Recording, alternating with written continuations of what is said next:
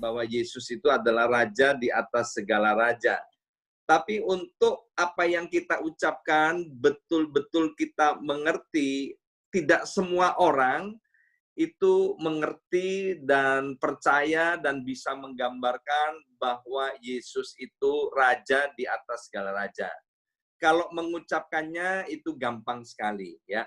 Nah, maka itu memang perlu iman buat setiap kita yang tidak mengerti bahwa Yesus itu raja di atas segala raja, itu harus betul-betul dibutuhkan iman. Sebab apa?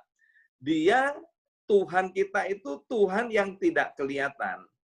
Nah, puji Tuhan, saya mendapatkan kemurahan Tuhan di usia saya yang masih muda. Waktu itu, saya boleh berkenalan dengan pimpinan-pimpinan di daerah karena bisnis saya. Jadi saya kenal baik dengan wali kota, dengan bupati, kemudian dengan kepala kepolisian, kepala Kodim, ya, kepalanya tentara, kemudian kepalanya polisinya tentara, itu saya kenal baik sekali di kota saya karena hubungan pekerjaan. Jadi karena baik, selain saya pergi ke kantornya, maka saya juga pergi ke rumahnya, ya. Jadi saya sering pergi ke rumah daripada pejabat-pejabat tersebut. Nah, akibatnya karena saya punya koneksi dengan mereka, maka itu mempermudah jalan buat bisnis saya, ya. Dan saya cukup bangga bisa berjumpa dan berkenalan dengan para pemimpin itu. Satu kali waktu zaman saya itu Presiden Soeharto datang, ya. Jadi Presiden Soeharto datang ke kota saya dan saya termasuk salah satu yang diundang untuk menghadiri pertemuan dengan Presiden Soeharto, ya. Dan itu adalah satu kehormatan. Maka acaranya itu akan dimulai, waktu itu saya ingat sekali, jam 10 pagi. Tapi semua undangan diharapkan sudah hadir di dalam tempat pertemuan itu 9.30. Jadi 30 menit sebelum Presiden Soeharto hadir, kami sudah harus ada di dalam tempat pertemuan, ya. Dan kemudian begitu Presiden datang, kita diminta bangkit berdiri, kita diminta untuk menyambutnya, ya. Dan tidak semua orang beruntung bisa dapat menghadiri pertemuan dengan Presiden Soeharto. Waktu kapan itu Bapak Presiden Republik Indonesia Jokowi sempat mau datang ke New York, ya, tapi karena sesuatu dan lain hal, maka kedatangan beliau itu ditunda. Nah, saya termasuk salah satu orang yang mendapat undangan juga untuk hadir di dalam pertemuan itu. Dan saya sudah catat saya harus datang. Kenapa? Karena ketemu dengan presiden. Ya, maaf, tidak semua orang bisa mendapatkan kesempatan seperti saya. Jadi waktu ketika menyebut Yesus Kristus itu adalah Tuhan di atas Tuhan dan Raja di atas segala raja, maka saya dapat menggambarkannya dengan baik, dengan jelas sekali. Maka itu ketika kami kan ada doa pagi nih, mulai Senin, Selasa, Rebu, Kamis, Jumat, jam 10 sampai jam setengah 12 di Zoom, dengan ID meeting yang sama, dengan password yang sama. Dan malam, Kamis malam, kita ada jam 8 di tempat itu. Selain itu, masih ada jam-jam doa pribadi saya bersama istri dan Keisha, selain yang lain-lainnya, ya. Jadi seperti kemarin itu hari Rebu, ya. Rebu saya ada acara 5 kali Zoom untuk kegiatan rohani. Nah, saya mendapatkan begini, bahwa banyak yang dipanggil, tetapi sedikit yang dipilih. Ya, banyak yang dipanggil, sedikit yang dipilih. Maka itu ketika saya mendapatkan kesempatan, baik sebagai peserta maupun sebagai orang yang memberikan kesaksian atau sharing firman Tuhan, buat saya itu adalah suatu kehormatan karena saya akan berjumpa dengan raja di atas segala raja, yaitu Yesus Kristus. Jadi sekali lagi, tidak semua orang bisa nangkep hal-hal seperti ini. Jadi buat saya adalah satu hak istimewa untuk saya boleh hadir di dalam pertemuan-pertemuan doa. Karena apa? Karena ini saya menghadiri pertemuan dengan raja di atas segala raja. Kalau dulu ketemu dengan Presiden Soeharto aja bangganya luar biasa. Hari ini, ketemu dengan raja di atas segala raja melalui pertemuan Zoom ini adalah suatu kebanggaan, satu kehormatan buat saya. Tadi lagunya Feren, ku berserah, dia berkata bahwa dia adalah Tuhan semesta alam ini, dia yang membuat jalan di tengah-tengah lautan, ya, itu peristiwa di Laut Merah, dan dia juga yang membuat padang gurun itu menjadi danau dengan mata air yang membual-bual. Jadi raja di atas segala raja yang kita sembah itu adalah Tuhan atas semesta alam ini. Nah, ketika saya punya koneksi dengan para pejabat itu, maka saya mendapatkan kemudahan-kemudahan.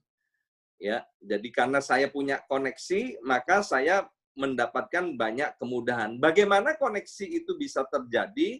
Tentu dimulai dengan komunikasi. Komunikasi menyebabkan koneksi, dan koneksi itu menyebabkan kemudahan-kemudahan. Maka itu di dalam bisnis saya, karena saya punya koneksi yang baik dengan pejabat itu, karena saya sering mengadakan komunikasi baik di kantor beliau-beliau ini, maupun sampai ke rumahnya, ya, saya bermain di rumahnya, maka saya mendapatkan banyak kemudahan di dalam bisnis saya, ya. Nah, satu kali sekitar tahun 91 mungkin, ya, saya membuka gereja Betani di kota saya itu. Dan kemudian karena saya punya koneksi yang kuat sekali dengan para pemimpin seperti ini, maka ketika saya mengajukan izin gereja, ya, itu izin gereja sampai izin membangunnya itu bisa diselesaikan dalam 23 hari. Ya. Bukan 23 minggu, bukan 23 bulan, bukan 23 tahun, tapi hanya dalam 23 hari kami sudah mendapatkan izin semua yang dibutuhkan untuk mendirikan dan membangun gereja. Kenapa? Semuanya dimulai dari koneksi. Koneksi itu mendatangkan kemudahan-kemudahan. Untuk supaya terjadi koneksi, maka harus diadakan komunikasi. Nah, komunikasi kalau di dalam kekristenan itu disebut dengan doa. Saya katakan begini, orang yang bekerja tanpa berdoa, orang yang rajin bekerja tanpa doa, itu seperti budak, atau seperti orang lagi kerja paksa. Tapi orang yang kemudian berdoa, tetapi tidak bekerja, itu sama saja dengan pengemis.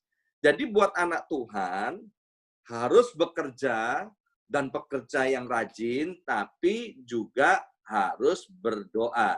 Dan berdoa itu merupakan satu alat komunikasi. Komunikasi dengan siapa?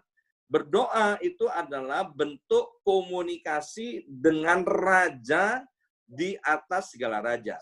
Maka itu ketika kita mengerti bahwa Tuhan kita itu raja di atas segala raja, kalau malam ini setiap kita yang hadir pada pertemuan Zoom ini, kita bisa tangkap kebenaran itu, maka kita pasti suka untuk berdoa. Sekali lagi, kalau kita bisa tangkap kebenaran ini, pasti kita suka berdoa. Sebab Alkitab berkata, 2-3 orang berkumpul di dalam nama Tuhan Yesus, Tuhan itu hadir. Dan Tuhan yang hadir itu bukan lip service, ya kan? Tapi Tuhan itu hadir, benar-benar Tuhan yang hadir. Tuhan yang merupakan raja di atas segala raja. Maka itu ketika kita bisa koneksi dengan Tuhan, yang notabene empunya Tuhan semesta alam ini, maka kita akan mendapatkan banyak kemudahan-kemudahan. Ya, saya sudah sampaikan bagaimana ketika saya tiba di Amerika ini dan kemudian dideportasi, ya, dan kemudian hanya dalam tempo 1 bulan, akhirnya saya bisa masuk lagi ke Amerika dengan visa R1 dan kemudian setelah proses tidak sampai 2 tahun, saya bisa menerima green card, ya. Jadi semuanya itu saya tahu bukan karena kuat dan gagah manusia, tapi karena koneksi. Koneksi itu mendatangkan kemudahan-kemudahan. Nah, baru-baru ini aja beberapa minggu yang lalu, green card-nya Kesha dan green card-nya Bu Yongki ini kan nanti akhir tahun ini kan mau habis, ya kan? Akhir tahun mau habis. Maka ketika mengajukan perpanjangan, ya diurus sendiri, Kesha ngurus sendiri, dan kemudian diajukan, ya, dan ternyata luar biasa. Memang karena koneksi itu mendatangkan kemudahan-kemudahan. Kami tidak punya koneksi dengan Homeland Security, dengan pemerintahan Amerika, tapi koneksi kami dengan Tuhan, ya. Dan hanya dalam tempo, kami majukan misalnya tanggal 1, tanggal 10 itu green card-nya bentuk fisik sudah keluar. Nggak usah fingerprint, nggak usah dan lain sebagainya. Dan kemudian setelah persyaratan administrasinya Bu Yongki siap, Bu Yongki juga ngajukan, ya kan? Begitu ngajukan, 10 hari kemudian itu terima fisik green card-nya. Sementara ada beberapa kenalan yang sudah ngajukan sejak beberapa bulan yang lampau sampai hari ini, green card-nya itu tidak keluar, ya, sampai hari ini. Padahal dia punya green card juga, ya, tapi sampai hari ini tidak bisa keluar. Saya cukup prihatin. Tapi sekali lagi percayalah bahwa Tuhan kita Yesus Kristus itu benar-benar Raja di atas segala raja. Saya pernah cerita bagaimana rombongan pengusaha dari Indonesia bersama dengan 1-2 hamba Tuhan terkenal menghadiri prayer breakfast meeting dengan Presiden Amerika Serikat.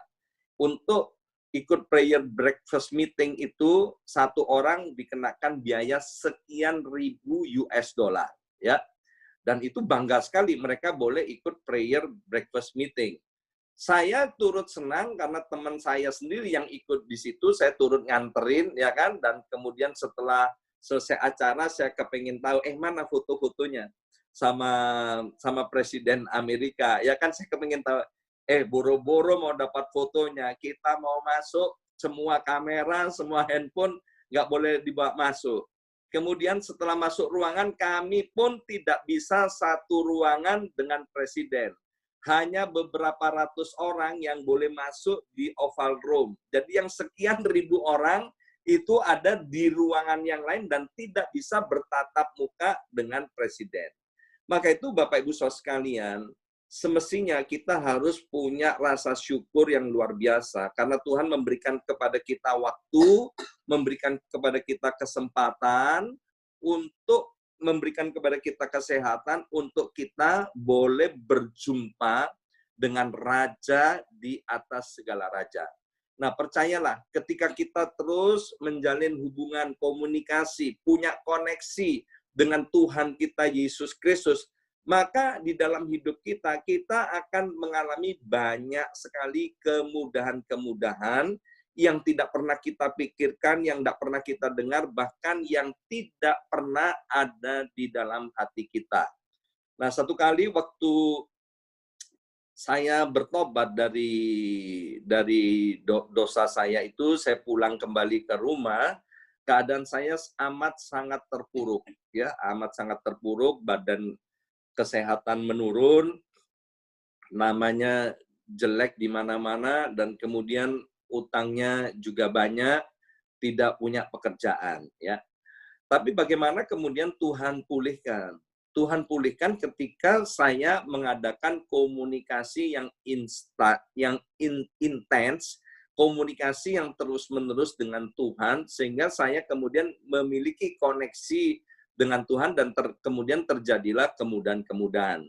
Nah, waktu itu sebelum saya meningkatkan jam-jam doa, Tuhan memberikan kepada saya dan istri saya ayat yang ada di dalam kitab Ratapan. Ini ayat luar biasa, sangat menjadi rema buat kami berdua. Dikatakan dari Ratapan pasal 2 ayat 18 sampai 19, berteriaklah kepada Tuhan dengan nyaring. Hai putri Sion, cucurkanlah air mata bagaikan sungai siang dan malam. Perhatikan yang di merah-merah. Cucurkanlah air mata bagaikan sungai siang dan malam. Artinya terus-menerus. Janganlah kau berikan dirimu istirahat. Janganlah matamu tenang. Ya, jadi ini luar biasa. Ya, katalah itu adalah sebuah perintah. Kalau kita menuruti perintah itu, maka itu adalah keuntungan buat kita. Kalau kita tidak menuruti perintah, itu adalah merupakan kerugian buat kita. Dikatakan, janganlah kau berikan dirimu istirahat, janganlah matamu tenang. Ayat 19,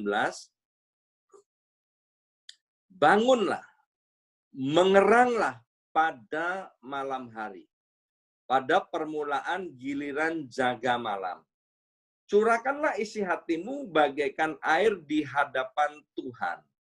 Angkatlah tanganmu kepadanya demi hidup anak-anakmu yang jatuh pingsan karena lapar di ujung-ujung bumi. Ayat ini, di ujung-ujung jalan, ayat ini orang Jakarta bilang gue banget. Ya, jadi waktu itu memang kami sangat terpuruk, minus ya, anak-anaknya pingsan karena lapar, nggak bisa makan. Ya, nah setelah mendapatkan dua ayat ini, ya, maka kami memutuskan berdua untuk selalu bangun tengah malam. Ya, karena kami mendapatkan ayat ini. Bangunlah, mengeranglah pada malam hari pada permulaan giliran jaga malam. Ya, dulu waktu saya diberkati, saya punya orang Indonesia bilang waker, penjaga malam. Ya, jadi dia datangnya malam. Ya, jadi saya mengerti, jadi saya berketetapan dengan istri saya, setiap malam itu sekitar jam 1 pagi, kami itu berdua bangun, ya, bangun, memaksa diri bangun. Coba ayat 18 tadi Marcel, ya. Saya tidak mengizinkan untuk istirahat, saya tidak mengizinkan mata saya menjadi tenang. Sekarang setelah hidup di New York, rasanya tidur jam 12 masih terlalu pagi. Tapi kalau saya kontak dengan orang-orang di Indonesia, mereka kebanyakan jam 10, jam 11 malam, itu semuanya sudah pada tidur, termasuk anak saya yang ada di Surabaya, ya, anak mantu saya itu jam 10, jam 11 malam di Indonesia sudah pada tidur, ya. Jadi untuk bangun jam 1 malam, itu cukup perlu pergumulan. Kapan itu ada jemaat yang tanya, Pak, kalau berdoa itu harus berlutut atau duduk atau jengking, ya kan? Kemudian saya bagikan pengalaman saya, bagaimana saya bangun tengah malam ini. Saya tidak mungkin berdoa di atas tempat tidur, sebab kalau berdoa di atas tempat tidur pasti nanti ketiduran, ya. Kalau berlutut juga nanti bisa ketiduran. Akhirnya kami berdua, cara berdoanya yaitu dengan berdiri. Ya, berdiri mondar-mandir di kamar tuh, jalan sana sini, terus kami berdoa, kami minta ampun, kami minta kemurahan Tuhan, kami nangis kepada Tuhan, ya. Itu dari hari ke hari. Komunikasi menyebabkan koneksi. Koneksi menyebabkan kemudahan akan terjadi, ya. Jadi doa itu menyebabkan adanya koneksi. Koneksi itu mendatangkan kemudahan. Dan akhirnya apa yang terjadi? Ya, akhirnya kehidupan kami pelan-pelan itu Tuhan pulihkan. Tuhan kemudian setiap langkah-langkah kemudian terjadi mujizat demi mujizat demi mujizat. Akhirnya singkat cerita keluarga kami dipulihkan, keharmonisan keluarga dipulihkan, keuangan dipulihkan, pelayanan semuanya dipulihkan, nama baik dipulihkan. Semuanya dimulai dari mana? Dimulai dari komunikasi. Karena komunikasi ada koneksi, koneksi itu ada kemudahan. Malam hari ini yang mau saya sampaikan, mari yakini dengan sungguh-sungguh bahwa Yesus itu betul-betul raja di atas segala raja. Bahwa raja di atas segala raja itu adalah raja di atas segala raja yang hidup, yang maha tahu, yang maha kuasa, dan maha hadir. Maka itu kalau kita berdoa, berdoalah dengan gembira, berdoalah dengan sukacita. Jangan sampai kita bilang begini, doa lagi, doa lagi, doa lagi. Sebab di Alkitab, Kisah Rasul pasal 12 itu ada cerita bagaimana orang-orang berdoa tapi mereka tidak percaya dengan jawaban doanya. Ya, jadi waktu itu Petrus dimasukkan dalam penjara, besoknya itu mau dipenggal ke lehernya Petrus. Karena sebelumnya itu Yakobus atau Yohanes itu dipenggal kepalanya dan raja waktu itu senang sekali, maka kemudian Petrus ditangkap dan besoknya mau disembelih. Waktu Petrus ada di penjara dikatakan dijaga oleh 4.000 masing-masing penjagaan 4 orang. Jadi ada 16 orang yang menjaga Petrus. Tetapi jemaat dengan tekun mendoakan Petrus supaya Petrus itu tidak disembelih, supaya Petrus tidak dibunuh. Dan ajaib, melalui doa dari jemaat itu, dengan cara ajaib malaikat Tuhan datang, menepuk Petrus yang sedang tidur itu, dan semua rantai-rantai yang membelenggu Petrus itu terlepas, penjaganya tidak tahu, dan kemudian Petrus itu bisa keluar dari penjara tanpa ada yang tahu.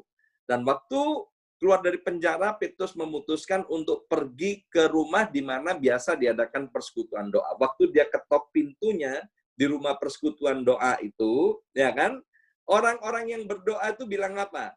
Karena Rode itu pembantu rumah itu, dia bilang, Petrus datang, Petrus datang. Orang yang berdoa bilang gini, kamu mengigau, itu malaikatnya. Jadi mereka berdoa, tapi mereka tidak percaya bahwa doanya didengar dan dijawab oleh Tuhan. Maka itu Bapak Ibu Saudara sekalian, percayalah bahwa doa kita ini tidak ada yang sia-sia. Apa yang kita doakan itu pasti didengar dan dijawab oleh Tuhan. Dan Tuhan akan membuat segala sesuatu itu tepat pada waktunya. Dan kalau Tuhan campur tangan, itu segala sesuatunya itu akan indah pada waktunya. Saya sudah sampaikan bagaimana Lazarus. Lazarus itu sahabatnya Tuhan Yesus, ya kan? Keluarga Betania, Marta, Maria, dan Lazarus itu sahabatnya Tuhan Yesus. Malam itu, waktu Lazarus sakit, Marta dan Maria menghubungi Yesus. Dan Yesus sengaja tidak mau datang ke rumah Lazarus sahabatnya. Dan kemudian Lazarus mati. Ya kan? Dan Yesus datang ke rumah Lazarus ketika Lazarus sudah mati 4 hari. Yang luar biasa, Marta dan Maria tidak kepahitan hati. Dia begitu tahu Yesus datang, dia menyambut dengan antusias dan gembira. Hari ini, kalau doa-doa kita belum dijawab, jangan sampai kita kepahitan hati sama Tuhan. Percayalah, nanti waktunya Tuhan menolong kita, Lazarus yang sudah mati 4 hari itu, Tuhan bangkitkan, nama Tuhan dipermuliakan. Hari-hari ini saya tidak tahu apa yang terjadi di antara Bapak Ibu Saudara sekalian. Tapi saya punya iman, saya selalu berdoa agar setiap jemaat Tuhan, selesainya pandemi COVID-19 ini, mereka akan dibuat terheran-heran. Tuhan akan memberkati, bahkan berkat Tuhan itu jauh lebih besar daripada apa yang kita pikirkan. Maka itu, mari tingkatkan komunikasi dengan Tuhan, karena komunikasi ada koneksi, dan karena ada koneksi, kita akan ada kemudahan-kemudahan. Itu saja yang saya sampaikan. Tuhan memberkati.